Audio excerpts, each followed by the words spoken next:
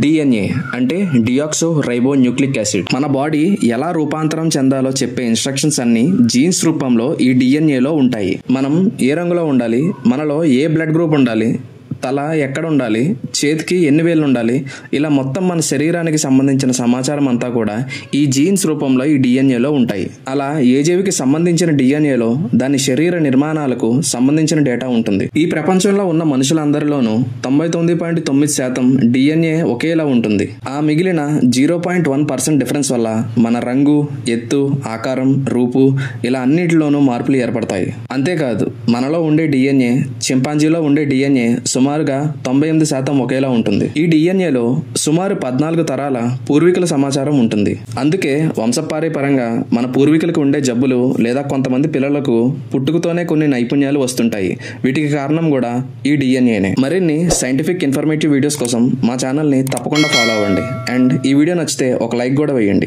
Thanks.